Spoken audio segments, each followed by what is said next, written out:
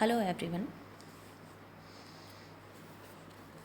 आज हम बात करेंगे बीए पार्ट फर्स्ट के ह्यूमन ज्योग्राफी पेपर सेकंड के यूनिट थर्ड में टोडा जनजाति पर।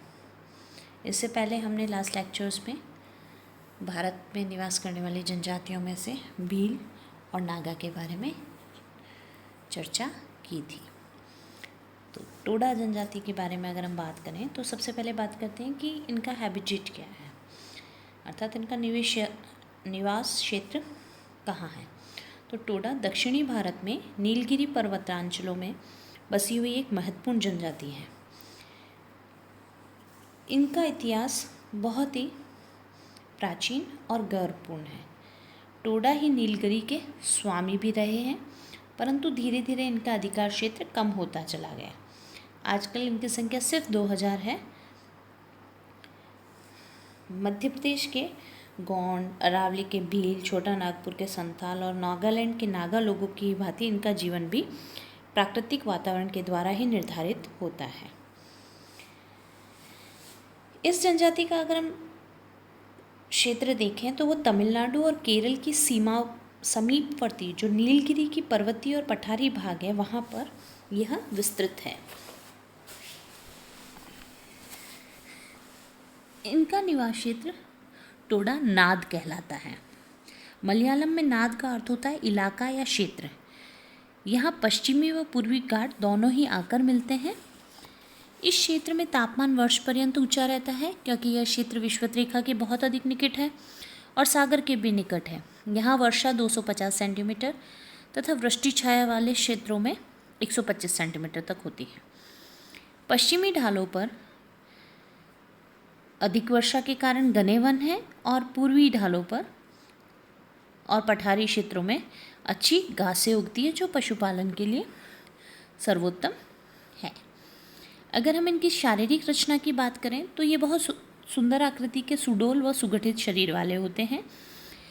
इनका शरीर लंबा, गोरा, बड़ी बड़ी आँखें, पतली और लंबी नाक, बड़ा जबड़ा इनका होता है। ये लोग दक्षिणी भारत की अन्य जनजातियों जैसे कोटा, इरूला, कुरुम्बा से बिल्कुल भिन्न दिखाई देते हैं।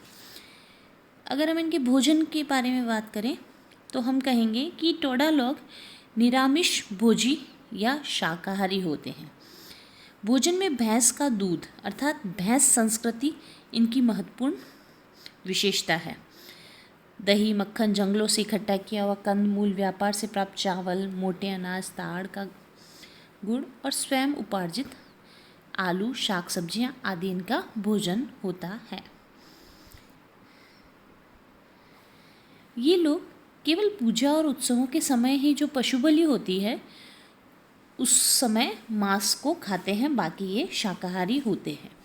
वस्त्र में ये लोग धोती बांधते हैं और शरीर पर कंधे से लेकर नीचे तक एक ढीला ढाला चोंगा पहनते हैं। स्त्री पुरुष दोनों सिर नहीं ढकते। पहले ये लोग सिले हुए कपड़े पहनना पाप समझते थे, अब वो धीरे धीरे मिट गया है। पुरुष लोग सिले हुए कुर्ते पहनते हैं और सिर पर साफा बांधते हैं।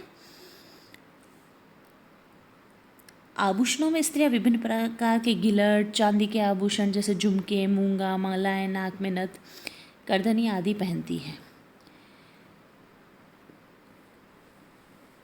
अधिवास की अगर हम बात करें तो टोडा के निवासी स्थायी झोपड़े जो कि ढोल की आकृति के होते हैं उनमें निवास करते हैं।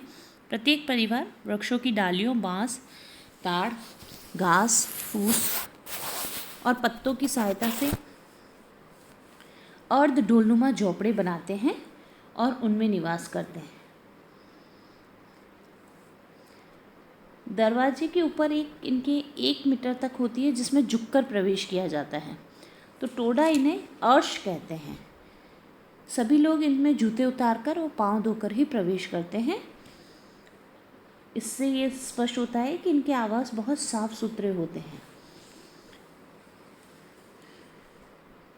टोडा जो जनजाति है उसकी आर्थिक गतिविधि की बात करें तो ये लोग प्रारंभ से ही पशुपालक जाति रही है। ये भूस्वामी होते हैं और इस भाग में बसी हुई अन्य जनजातियों द्वारा कर के रूप में खाद्यान्न और साग सब्जी और फल इनको मिलता है। तो इनका प्रमुख धंधा भैंस पालन है और आजकल ये लोग मछली पालन और मुर्गी पालन भी करने लगे हैं। और जो वड़ागा और टोडा लोग हैं वो कृषक होते हैं। वे अपने आप को इन पहाड़ियों का भूस्वामी मानते हैं। अगर सामाजिक संगठन की बात करें तो पारिवारिक व्यवस्था जो है इनकी वो संयुक्त परिवार की है। बहुपतित्व के साथ ही बहुपत्नीत्व प्रथा प्रचलित है और इस समाज में पुरुषों की संख्या स्त्रियों से अधिक है। टोडा अतिथियों के स्वागत में रात को अपनी पत्नियां उन्हें प्रदान करते हैं, ऐसी इनकी प्रथा है। अगर हम धार्मिक विश्वास की बात करें तो ये अपनी हैसियत के अनुसार भैंसों की पशु बलि देते हैं और ये लोग अन्न देवता या अन्य देवी देवताओं की पूजा करते हैं, कर्म कांडों में विश्वास करते हैं, प्रार्थना जैसे शब्दों का प्रयोग करते हैं। श्रम विभाजन में अगर बात करें तो टोडा जनजाति में श्रम विभाजन मिलता है। दुग्ध मंदिर में टोडा अपने सम्मानित व्यक्ति को रखते हैं और वह पलोल कहलाता है। भाषा की अगर हम बात करें तो ये तमिल और कन्नड़ की मिश्रित भाषा बोलते हैं, लेकिन आपसी विचार विनिमय में इनकी भाषा आदिम होती है। और एंड ऑफ द डिस्कशन हम बात करते हैं कि वर्तमान में बाहरी हस्तक्षेप से इसको क्या प्रभाव देखने को मिलता है। तो टोडा के साथ ही बरगा और कोटा जनजातियाँ जो है वह सभी जो कि पड़ोसी जनजातियाँ हैं वो स्थायी कृषि करने लगे हैं और इनके प्रमुख उत्पादों में अनाज, जौ, फल, आलू, साग सब्जियाँ हैं। कृषि की नई तकनीकों के संबंध में इनकी जिज्ञासा रहती है और धीरे धीरे सरकारी सहायता से कृषि एवं फलोत्पादन के प्रसार में ये लोग सक्रिय रूप से भाग ले रहे हैं। तो एट प्रेजेंट वो लोग आदिम जनजाति नहीं रहे हैं, बल्कि 18वीं शताब्दी में जो संकट पड़ने पर मैदान से भागकर यहाँ पहाड़ी क्षेत्रों में बस गई थी, ये टोडा को भूमि का लगान भी देते हैं। इनके दो मुख्य निवास क्षेत्र कोटागिरी और गुड़ालूर है। ये लोग कुशल कारीगर भी हैं, जिनमें बढ़ई, लुहार, जुलाहे, चर्मकार प्रमुख हैं। तो इस प्रकार वर्तमान में नवीन तकनीकी और शिक्षा के द्वारा इनके स्थायी कृषि के व्यवसाय में निरंतर वृद्धि हो रही है और इनके जीवन और सामाजिक स्वरूप में भी कई बदलाव देखे जा रहे हैं। Thank you.